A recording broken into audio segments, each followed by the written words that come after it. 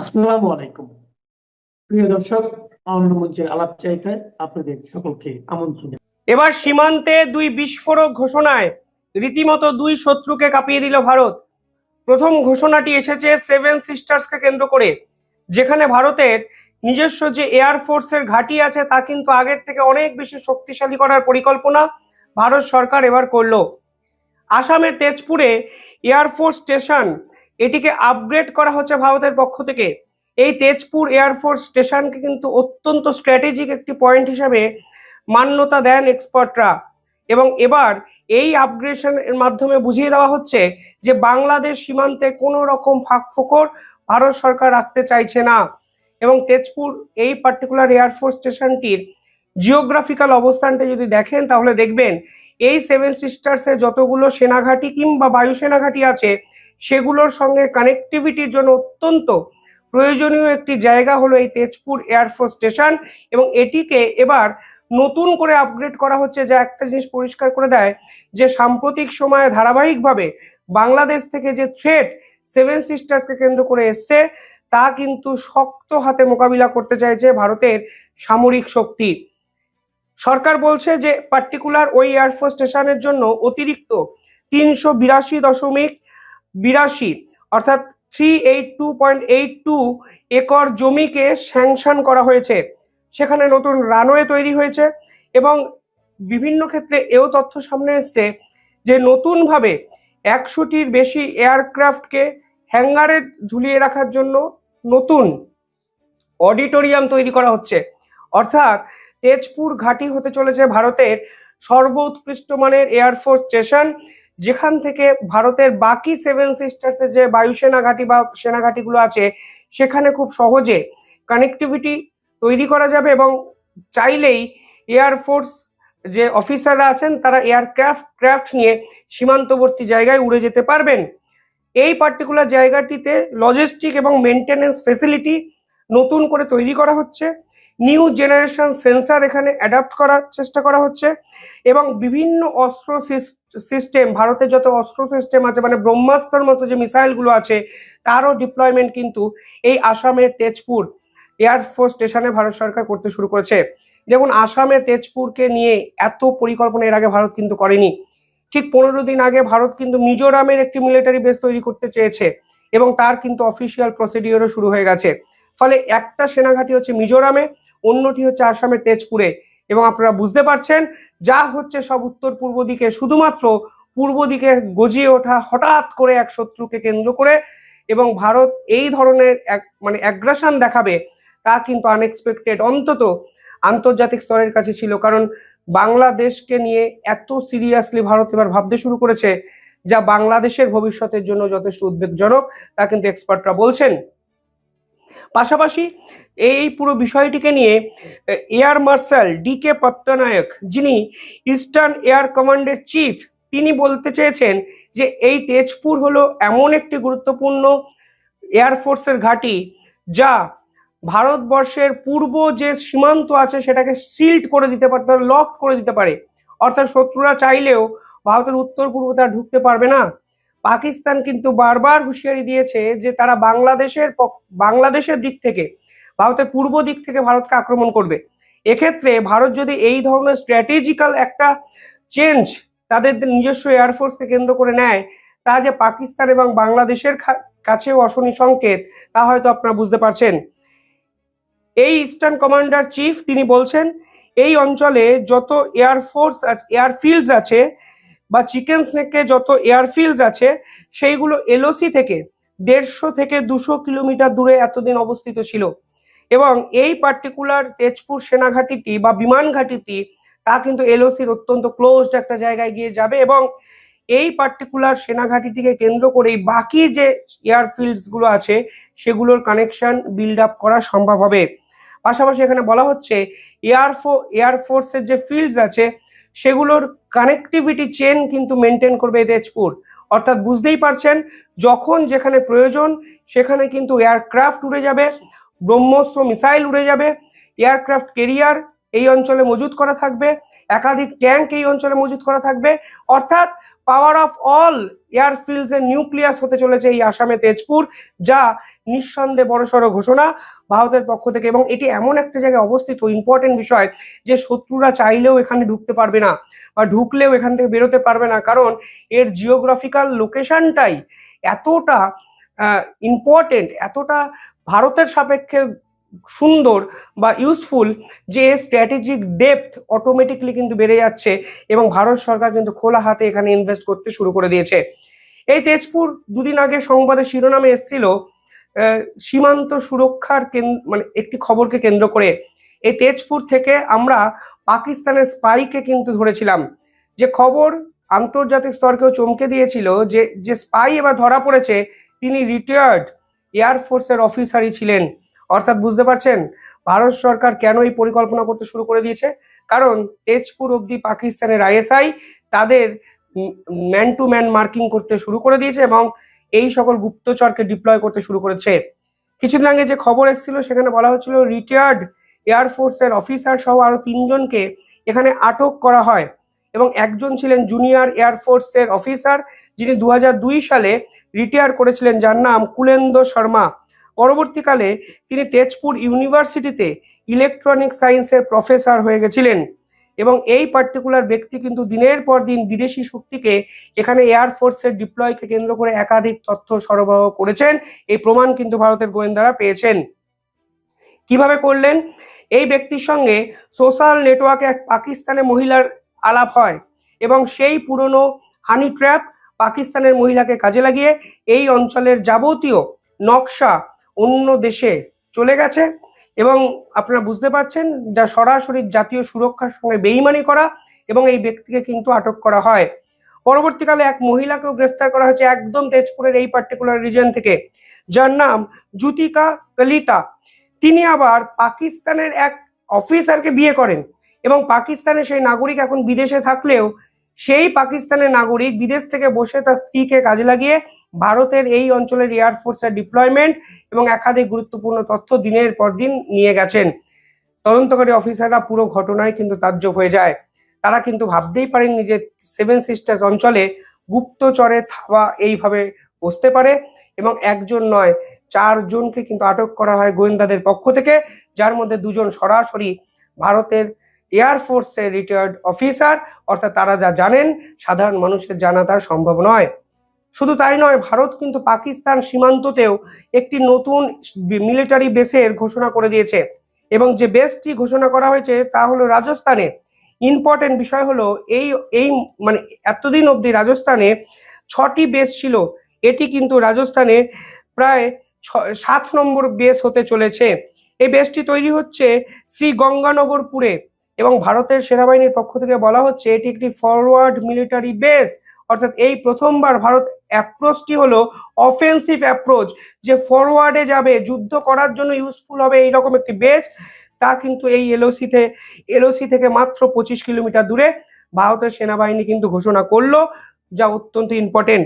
দেখুন, এর আগে বিভিন্ন বেস রাজস্থানে ছিল, যোধপুরে ছিল, নাইকে ছিল, উত্তরিয়ালে ছিল, সুরাতগড়ে ছিল, কিন্তু এই ধরনের অফেন্সিভ বেস কিন্তু রাজস্থানে ছিল না। কিন্তু এই প্রথমবারের জন্য এই ধরনের অফেন্সিভ বেস, যা ফরওয়ার্ড অফেন্সিভ বেস হিসাবে ভারত সরকার কিন্তু প্রমোট করেছে। ইম্পর্টেন্ট বিষয় আরো আছে। 26শে ডিসেম্বর 2025 এই অঞ্চলে যখন জমি অ্যাকুইজিশন পর্ব চলে, তখন সাধারণ মানুষরা সেই বিহারের কিষানগঞ্জের ঢঙে আন্দোলন করতে শুরু করে যে তারা সেনাঘাঁটি তৈরির জন্য কিছুতেই জমি দেবে না। পুরো বিষয়টা কিন্তু গিয়ে পৌঁছায় আদালতে, এবং এখানে আদালতের বিচারপতি জাস্টিস ডক্টর নুপুর ভাট্টি তিনি একটি অসাধারণ জাজমেন্ট দেন। তিনি বলেন, নিরাপত্তা এবং জাতীয় স্বার্থকে কোনো অবস্থাতেই অগ্রাহ্য করা যাবে না, এবং ন্যাশনাল সিকিউরিটি এবং স্ট্র্যাটেজিক ইম্পর্টেন্ট এই অঞ্চলে অনেক বেশি প্রয়োজন। ফলে জমি সংক্রান্ত কোনো লিগাল ইস্যুই ন্যাশনাল সিকিউরিটি থেকে বড় হতে পারে না। ফলে সেনাবাহিনী এখানে চাইলেই সেনাঘাঁটি তৈরি করতে পারবেন, এবং জাতীয় সুরক্ষাকে বজায় রাখার অধিকার সরকারের আছে, সেনাঘাঁটির আছে। আমাদের সাধারণ নাগরিক হিসাবে, ভারতবাসী হিসাবে সকলকে সেনাবাহিনীকে সহায়তা করতে হবে। অত্যন্ত গুরুত্বপূর্ণ কিছু অবজারভেশন, কিছু অর্ডার এখানে বিচারপতি ভাট্টি দিয়েছেন। কিন্তু প্রশ্ন হলো, কিষানগঞ্জের পর রাজস্থানেও সেনাঘাঁটি তৈরি করতে গিয়ে বারবার যদি ভারতীয়রাই আদালত অবধি দৌড়ে যান, তাহলে সেনাবাহিনী কি করবে? সেনাবাহিনী তো যে কোনো জায়গায় সেনাঘাঁটি তৈরি করতে পারে না। মানে যারা চাষের জমিতে সেনাঘাঁটি তৈরি হতে দেব না বলে আন্দোলন করছেন বা আন্দোলন করতে এদের পিছন থেকে কেউ উস্কাচ্ছে, তাদের এটা বুঝতে হবে যে সেনাঘাঁটি সেখানেই তৈরি হয় যেখানে স্ট্র্যাটেজিক্যাল ইম্পর্টেন্স সব থেকে বেশি, যেখানে প্রয়োজন, যেখানে আমাদের শত্রুদের আক্রমণ করার জায়গাটা খুলে যায়। কিন্তু যে কোনো জায়গায় কিন্তু আমরা সেনাঘাঁটি তৈরি করতে পারবো না, ফলে আদালত অব্দি দৌড়াতে হলো। এক্ষেত্রে বিচারপতি নির্দেশ দিয়েছেন সেনাঘাঁটি হচ্ছেই একদিকে পাকিস্তান থেকে 25 কিলোমিটার দূরে, অন্যটি বাংলাদেশ থেকে 50 কিলোমিটার দূরে। যুদ্ধ শুরুর আগেই যুদ্ধের দামামা বাজিয়ে দিল সেনাঘাঁটি। লড়লে সামনে থেকে লড়, মাইকের সামনে দাঁড়িয়ে 7 সিস্টার্স নিয়ে এরকম ফাটকা আওয়াজ দিস না, তাতে পল্টু মস্তানদের মতোই শোনাতে লাগে। সেনাবাহিনী আসলে কি জিনিস ভারত আন্তর্জাতিক স্তরে বারবার বুঝিয়েছে। 1965, 1971, কার্গিল, দরকার হলে 2026-এও বোঝাবে, কিন্তু ফুটো মস্তানদের মতো আওয়াজ ভারত সহ্য করবে না। তা ভারত কিন্তু ফের বুঝিয়ে দিল কালকে। কিভাবে দেখছেন আপনারা পুরো বিষয়টি কমেন্টে জানাবেন। দর্শক, একবার চোখ বন্ধ করে দৃশ্যটা কল্পনা করুন। আমেরিকার ফেডারেল কোর্ট, কাঠগড়ায় দাঁড়িয়ে আছেন একজন আসামি, পরনে হয়তো কমলা রঙের কয়েদি পোশাক, হাতে হাত করা। বিচারক তাকে প্রশ্ন করছেন আর তিনি মাথা নিচু করে দাঁড়িয়ে আছেন। ভাবছেন কোনো ড্রাগ লর্ড বা মাফিয়া ডনের কথা বলছি না। যিনি কাঠগড়ায় দাঁড়িয়ে আছেন তিনি একটি স্বাধীন দেশের নির্বাচিত রাষ্ট্রপতি, ভেনিজুয়েলার প্রেসিডেন্ট নিকোলাস মাদুরো। দর্শক, কোনো হলিউডের সিনেমার স্ক্রিপ্ট নয় এটা। পৃথিবী আজ এমন এক জায়গায় এসে দাঁড়িয়েছে যেখানে আমেরিকার স্পেশাল ফোর্স অন্য একটি দেশের প্রেসিডেন্টের বেডরুমে ঢুকে তাকে তুলে এনে সোজা নিউ ইয়র্কে তাদের আদালতের সামনে দাঁড় করিয়ে দিচ্ছে। ইতিহাসে আমরা পলাশির যুদ্ধ দেখেছি, আমরা হিটলারের পতন দেখেছি, সাদ্দাম হোসেনের ফাঁসি দেখেছি, কিন্তু 21 শতকে দাঁড়িয়ে কোনো যুদ্ধ ঘোষণা ছাড়া একটা দেশের রাষ্ট্রপ্রধানকে তার দেশ থেকে কিডন্যাপ করে এনে নিজের দেশে বিচার করা, এটা বিশ্ব রাজনীতির ইতিহাসে এক নজিরবিহীন কুরুক্ষেত্র। আজকের এই প্রতিবেদনে আমরা সেই ভয়াবহ রাতের অপারেশন এবং এর পেছনের এমন কিছু অন্ধকার সত্য জানাবো যা শুনলে আপনার মনে হবে আমরা আসলে স্বাধীন নই, আমরা সবাই একটা বড় দাবার বোর্ডের বোড়ে মাত্র। আমেরিকা কি রাশিয়া আর চীনকে চেকমেট দিয়ে দিল, নাকি এর পেছনে আছে আরও গভীর কোনো ডিল 3 দেশের মধ্যে? ইতিমধ্যে বিভিন্ন সাংবাদিকের মুখে হয়তো আপনারা শুনেছেন অপারেশন কিভাবে হলো, কিন্তু আমি আপনাদের শুরুতেই ফলাফলের ভয়াবহতাটা বোঝাতে চাই। একটু লজিক দিয়ে ভাবুন। আমেরিকা দাবি করছে প্রেসিডেন্ট মাদুরো এখন তাদের কাস্টাডিতে এবং তাকে নিউ ইয়র্কে বিচার করা হবে। প্রশ্ন হলো, কোন আইনে ভাই? ভেনিজুয়েলা আমেরিকার কোনো অঙ্গরাজ্য নয়, মাদুরো আমেরিকার নাগরিক নন। তাহলে এক দেশের প্রেসিডেন্টকে আর এক দেশ কোন এখতিয়ারে বিচার করে? এখানেই আমেরিকার সেই ভয়ঙ্কর বার্তা, মাইট ইজ রাইট বা জোর যার মুলুক তার। আপনারা হয়তো ভাবছেন এটা ট্রাম্পের পাগলামি, কিন্তু না। আমেরিকার বড় বড় মিডিয়া হাউসগুলো যারা ট্রাম্পকে পছন্দ করে না তারাও বলছে কাজটা বেআইনি হতে পারে, কিন্তু কাজটা নিখুঁত।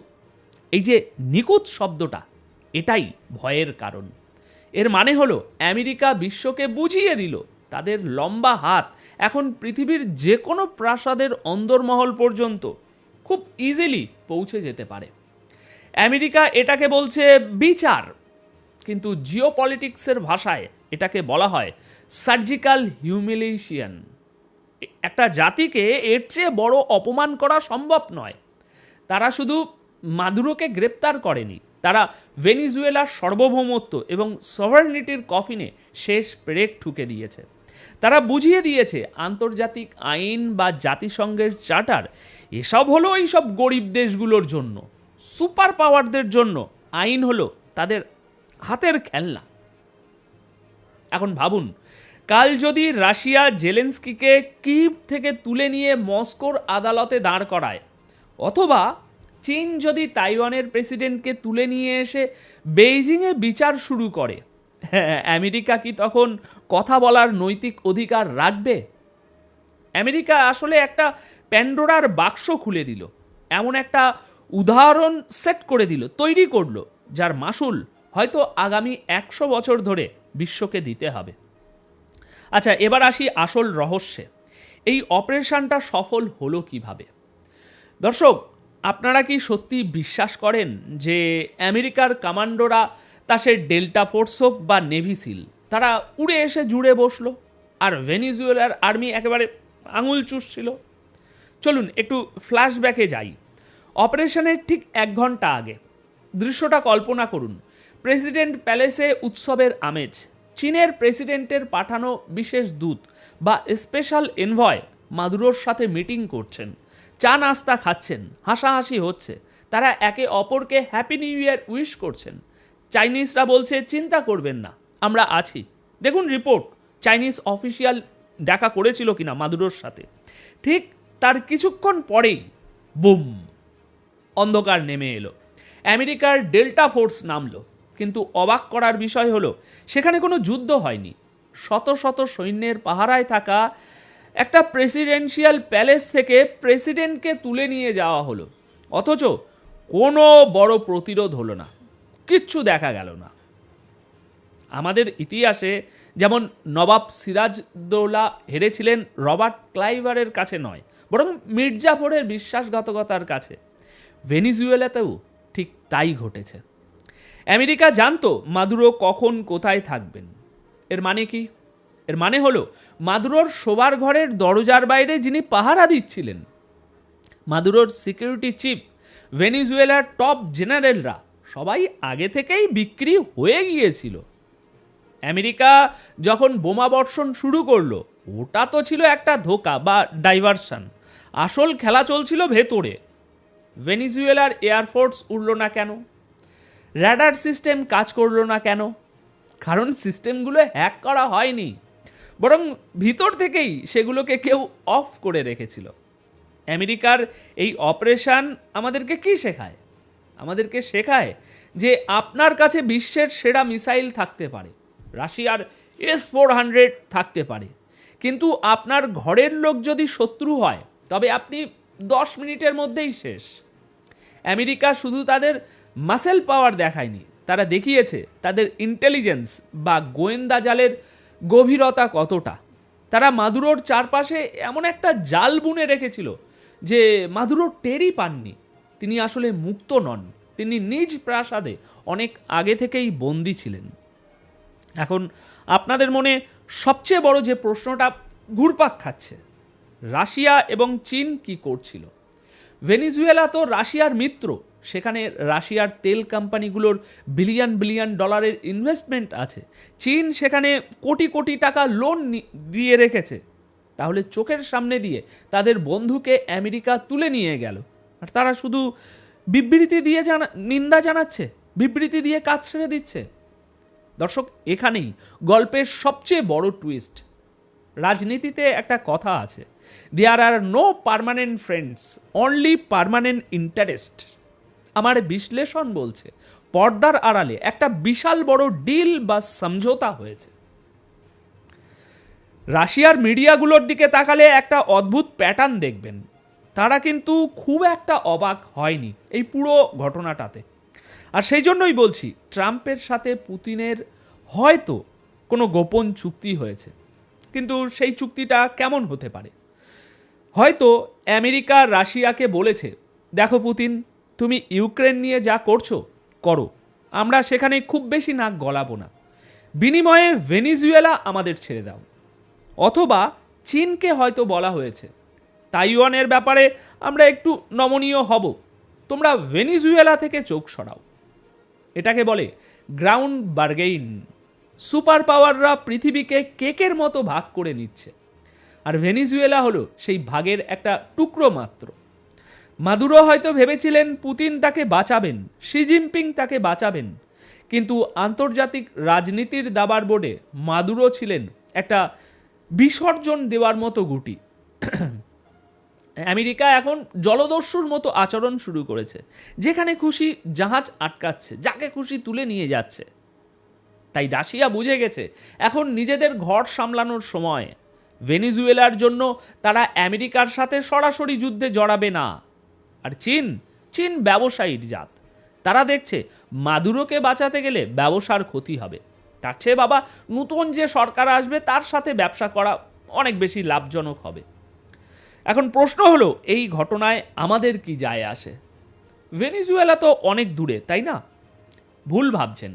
এই আগুনের আঁচ আমাদের রান্নাঘর পর্যন্ত পৌঁছাবে। আমেরিকার এই নতুন রূপ, যাকে ট্রাম্পের যুদ্ধ মন্ত্রণালয় বলা যেতে পারে, এটা আমাদের জন্য একটা সতর্ক বার্তা। আমেরিকা বুঝিয়ে দিল বন্ধু বা শত্রু বলে কিছু নেই, স্বার্থের প্রয়োজনে তারা যে কোনো নিয়ম ভাঙতে পারে। আর ভয়ের কারণ হলো, এই তালিকা এখানেই শেষ নয়। আজ ভেনিজুয়েলা, কালকে ইরান। ইরানের সুপ্রিম লিডার আয়াতুল্লাহ খামেনির অবস্থা এখন কি হতে পারে ভাবুন। আমেরিকা যদি কার্কাসে ঢুকে এটা করতে পারে, তবে কাল তেহরানে কেন নয়? আর ওই যে নোবেল শান্তি পুরস্কারের কথা শুনেছেন, আমেরিকার পছন্দের সেই নারী নেত্রী, যাকে তারা মাদুরোর জায়গায় বসাতে চায়, তাকে আগেই নোবেল দেওয়া হয়েছিল। অর্থাৎ স্ক্রিপ্টটা অনেক আগে থেকেই লেখা। গণতন্ত্র উদ্ধার নয়, বরং নিজের পুতুল সরকার বসানোই ছিল আসল উদ্দেশ্য। সিআইএ এবং মোসাদ মিলে যে ছকটা কষেছিল, আজ আমরা শুধু তার ক্লাইম্যাক্সটা দেখলাম। ছকটা অনেক আগে কষা হয়েছিল। এখন সবশেষে একটা কথা বলি, ভেনিজুয়েলার রাস্তায় এখন কি হবে? রক্তগঙ্গা বইবে? হয়তো। যদি ভেনিজুয়েলার আর্মি আমেরিকার কাছে পুরোপুরি বিক্রি না হয়ে থাকে, তবে গৃহযুদ্ধ নিশ্চিত। আর যদি তারা মেনে নেয়, তবে ভেনিজুয়েলা হবে আমেরিকার 53তম অঙ্গরাজ্যের মতো। নামে স্বাধীন হবে, কিন্তু কাজে গোলাম। কিন্তু আসল প্রশ্নটা ভেনিজুয়েলাকে নিয়ে নয়, আসল প্রশ্নটা আমাদের সভ্যতাকে নিয়ে। আমরা কি এমন এক যুগে ফিরে যাচ্ছি যেখানে জঙ্গলের আইনই শেষ কথা? আজ আমেরিকা করলো, কাল রাশিয়া করবে, পরশু চীন করবে। এই যে প্রেসিডেন্ট তুলে নিয়ে যাওয়ার সংস্কৃতি শুরু হলো, এতে করে পৃথিবীর কোনো ছোট দেশ কি আর রাতে শান্তিতে ঘুমাতে পারবে? বাংলাদেশের মতো, ভারতের মতো, ইরানের মতো দেশগুলোর জন্য এর শিক্ষা কি? শিক্ষা একটাই, নিজেদের শক্তি বাড়াও। কারণ বিপদের সময় কোনো সুপার পাওয়ার বন্ধু বাঁচাতে আসবে না, যদি না তাদের সেখানে স্বার্থ থাকে। মাদুরোর পতন আমাদের চোখে আঙুল দিয়ে দেখিয়ে দিল, পরের ভরসায় রাজনীতি করার দিন শেষ। এখন আপনারা কি মনে করেন, আমেরিকার এই কাজ কি বিশ্বে শান্তি আনবে, নাকি তৃতীয় বিশ্বযুদ্ধের বারুদে আগুন দিল? মাদুরোর বিচার করার অধিকার কি আমেরিকার আছে? নিচে কমেন্ট করে অবশ্যই আপনাদের মতামত জানাবেন, কারণ আপনাদের মতামতই এই আলোচনার আসল প্রাণ। দর্শক, ভারত বাংলাদেশের সম্পর্ক যখন খুব একটা ভালো নয়, এক ধরনের অস্থিরতা চলছে, সম্পর্ক অনেকটা তলানিতে চলে গেছে, বিশেষ করে রাজনৈতিক সম্পর্ক, অর্থনৈতিক সম্পর্ক কিংবা বাণিজ্যিক সম্পর্ক মোটামুটি চলছে, কিন্তু রাজনৈতিক সম্পর্কটা একেবারে তলানিতে যখন গেছে, এবং গতকালকে আমরা এটা আলোচনাও করেছি যে ভারতের পররাষ্ট্রমন্ত্রী ভালো প্রতিবেশী, মন্দ প্রতিবেশী এই সংজ্ঞা সামনে এনে তুলনামূলক চিত্র দিয়ে বাংলাদেশকে আকারে ইঙ্গিতে বাংলাদেশ কেমন প্রতিবেশী সেটা যখন বোঝানোর চেষ্টা করছেন এবং পাকিস্তানকে সরাসরি মন্দ প্রতিবেশী বলছেন, ঠিক সেই সময় ভারত থেকে বেশ খারাপ একটা খবর এসেছে এবং সেই খবরটা দিচ্ছে বিবিসি বাংলা। আন্তর্জাতিক গণমাধ্যম বিবিসি বাংলা এই খবরটা নিশ্চিত করছে, যেখানে আমরা দেখছি ভারত থেকে দেদারসে পুশব্যাক শুরু হয়েছে, অর্থাৎ বাংলাদেশি নাগরিকদের ধরা হচ্ছে আর বাংলাদেশে পুশব্যাক করা হচ্ছে, পাঠানো হচ্ছে। এবং সেই ঘটনা গত 3 মাসে 2000-এর বেশি পুশব্যাকের ঘটনা অলরেডি ঘটে গেছে, এমন ভয়াবহ তথ্য দিচ্ছে বিবিসি বাংলা। কি ঘটছে আদতে ভারতে, বিশেষ করে আসামে কি হচ্ছে, আসাম থেকে কেন এই রেগুলার পুশব্যাকটা করা হচ্ছে, চলুন একটু জেনে দেখি বিবিসি বাংলা কি বলছে। বলছিলাম ভারত থেকে একেবারে দেদারসে পুশব্যাকের ঘটনা ঘটছে। বিবিসি বাংলা এই চাঞ্চল্যকর খবরটা সামনে এনেছে, গত মধ্যরাতে এই খবরটা তারা সামনে নিয়ে এসেছে। খবরে বিবিসি যেটা বলছে, তাদের শিরোনামটা দেখে নিন, সেখানে বলছে আসাম থেকে 3 মাসেই 2000 জনকে বাংলাদেশে পুশব্যাক করা হয়েছে। সেখানে বলা হচ্ছে, ভারতের উত্তর পূর্বাঞ্চলীয় রাজ্য আসামের মুখ্যমন্ত্রী বলেছেন 1950 সালের একটি আইন ব্যবহার করে গত কয়েক মাসে প্রায় 2000 জনকে বাংলাদেশে পুশব্যাক করে দেয়া হয়েছে। 1950 সালের অর্থাৎ ভারত পাকিস্তান ভাগের পরেই যে আইনটা করা হয়েছিল সেই আইন ব্যবহার করা হয়েছে, যদিও সেই আইনের বৈধতা নিয়ে অনেকে কথা বলছেন। সেই রাজ্যের বিদেশি ট্রাইব্যুনাল কাউকে বিদেশি বলে চিহ্নিত করার 1 সপ্তাহের মধ্যেই তাকে পুশব্যাক করা হবে বলেও তিনি জানিয়েছেন। অর্থাৎ কোনো ধরনের আপিল করার সুযোগই দেওয়া হবে না, সেই কথাও বলছে। উচ্চতর আদালতে আপিল করে যাতে সেই বিদেশি কালক্ষেপণ না করতে পারে সেই জন্যই এই সিদ্ধান্ত নেওয়া হয়েছে বলে বিশ্ব শর্মা জানিয়েছেন। তবে আইনজীবী এবং মানবাধিকার কর্মীরা প্রশ্ন তুলেছেন, 1950 সালের আইনটি এতদিন পরে ব্যবহার করার আইনি বৈধতা আছে কি না। 1950 সালে যে প্রেক্ষাপটে এই আইনটা তৈরি করা হয়েছিল সেই প্রেক্ষাপট তো এখন ভারতে বিরাজ করছে না, সুতরাং সেই আইন কেন এখন ব্যবহার করা হচ্ছে? আইনজীবীরা বলছেন ওই আইনটি ভারত স্বাধীন হওয়ার পরে একটি বিশেষ পরিস্থিতিতে প্রণয়ন করা হয়েছিল, এখন তা প্রয়োগ করা যায় না।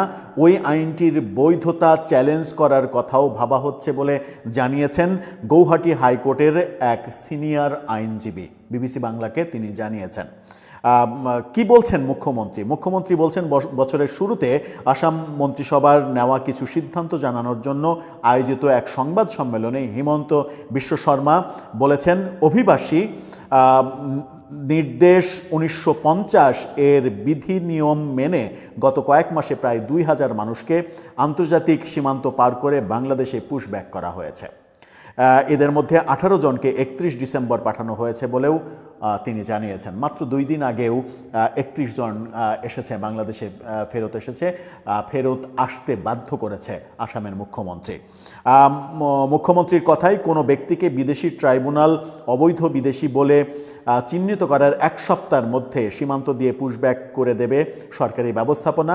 আমরা একটা সিদ্ধান্ত নিয়েছি যে ট্রাইব্যুনালে বিদেশি বলার সাথে সাথে এটা করা হবে যেন আদালতে আপিল করতে না পারে। গত কয়েক মাসে আমরা 2000 অবৈধ বিদেশিকে সীমান্ত দিয়ে পুশব্যাক করেছি। এর ফলে অবৈধ পথে আসা বিদেশিদের সংখ্যা নিশ্চিতভাবেই কমবে, মন্তব্য হিমন্ত বিশ্ব শর্মার। তিনি এও বলেছেন, অনুপ্রবেশকারীদের চিহ্নিত করার পরে কিভাবে তাদের তাড়ানো হবে এ নিয়ে আগে কোনো গাইডলাইন ছিল না।